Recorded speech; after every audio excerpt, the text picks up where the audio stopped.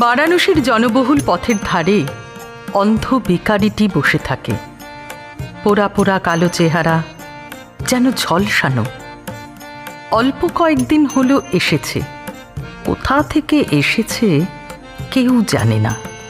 এমনকি অন্যান্য ভিখারিরাও তার সম্বন্ধে অজ্ঞ, প্রশ্ন করলে উত্তর দেয় না।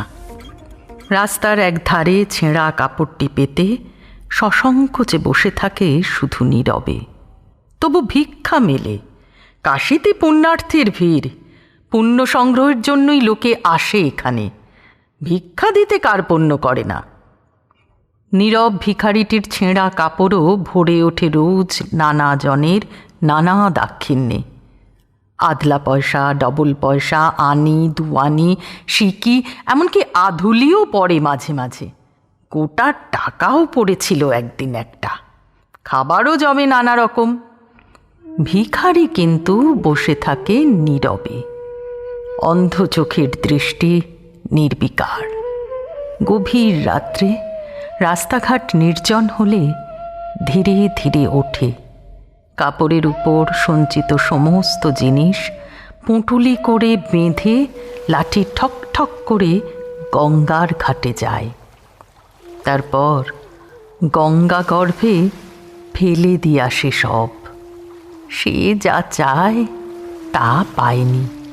কাপড় বিছিয়ে আবার বসে এসে রাস্তার ধারে। কতদিন বসে থাকতে হবে কে জানে।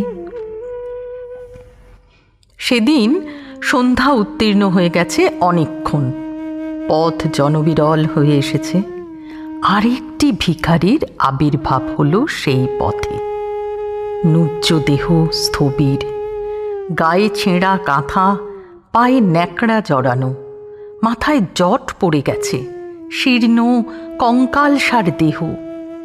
এই ভিখারিটি এসে প্রথম ভিখারির কাছে দাঁড়ালো এবং নিজের ভিক্ষার থলিটি তার কাপড়ে উজাড় করে ঢেলে দিলে। ঢেলে দিয়ে দাঁড়ালো না, চলে যাচ্ছিল।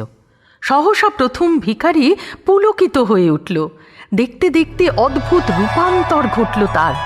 গায়ের রং টকটকে ফর্সা হয়ে গেল, মাথার চুল সোনালি, চেহারাই বদলে গেছে একেবারে। উঠে দাঁড়িয়ে সে চিৎকার করে উঠল, আমায় ক্ষমা করে যাও মহারাজ, চলে যেও না, আমি ক্ষমা চাইছি, হাত জোর করে ক্ষমা চাইছি। নুব্জ দেহ ভিখারি ঘুরে দাঁড়ালো। সাহেব বলতে লাগলো, ক্ষমা করো আমাকে মহারাজ, কতদিন যে তোমার আশায় বসে আছি, অভিশপ্ত জীবন আর বইতে পারছি না। কত রৌরবে পড়েছি, কুম্ভীপাকে ঘুরেছি, এখন আমার উপর আদেশ হয়েছে ভারতবর্ষে ভিখারি জীবন যাপন করো গিয়ে। যদি কোনোদিন তার হাতে ভিক্ষা পাও তবেই তোমার রূপান্তর ঘটবে। সে যদি তোমাকে ক্ষমা করে তাহলেই তোমার মুক্তি।